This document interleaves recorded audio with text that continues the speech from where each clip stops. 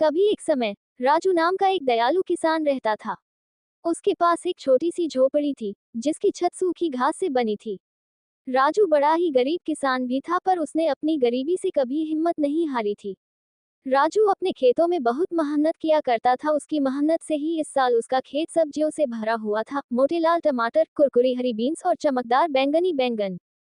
Raju Haradina Bahuda Mehanata Karatada, Apane Padam Ko Sinkatata Oragasa Nicolatata, Lekina Isa Sala, Bari Sake Badala Lukachapi Kila Rahida, Saraja Eka Visala, Garma Dapaka Ki Taraha Kamakatata, Jazais Jamina Suka Jati T Ora Sabjiam Pyasi Ho Jati Thim.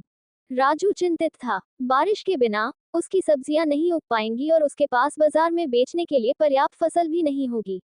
वह अपनी छोटी बेटी रानी के लिए नए जूते या मीठे जलेबी, तले हुए आटे का नाश्ता नहीं खरीद पाएगा।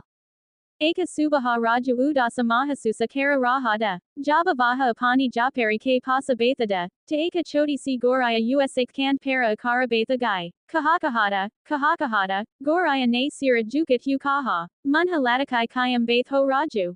राजू हैरान था। एक बोलने वाली गौरैया उसने सूखी जमीन और भूखी सब्जियों के बारे में अपनी चिंता बताई। Goraya Ne Daria Pravaka Suna, Sintamata Karo Raju, Vaha Kahakahai, Mujay Eka Gupta Stana Ka Patahai, Ama K Uns Para K Pichaka Chipiwe Dara Bahati Hai, Isaka Pani Apaki Sabjiam Ko Fira Se Harabara Karadega. Raju की आंखें चमक उठी। उसने गौरैया को धन्यवाद दिया और उसकी बताई हुई बातों का पालन किया। सबसे ऊंचे आम के पेड़ के पीछे उसने एक जगमगाती धारा देखी, ठीक वैसे ही जैसा गौरैया ने कहा था। राजू ने अपनी बाल्टी को ठंडे पानी से भर लिया और वापस अपने खेत की ओर दौड़ पड़ा। उसने ध्यान से प्रत्येक प्यासे पौधे के चारों ओर पानी डाला।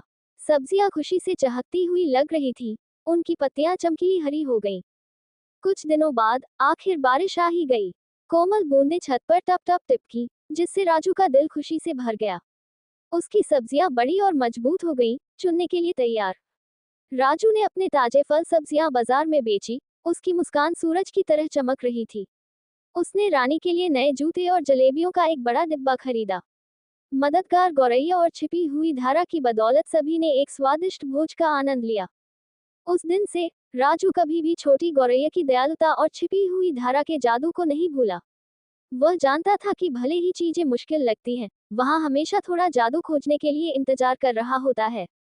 गरीब किसान की कहानी। गरीब किसान की कहानी।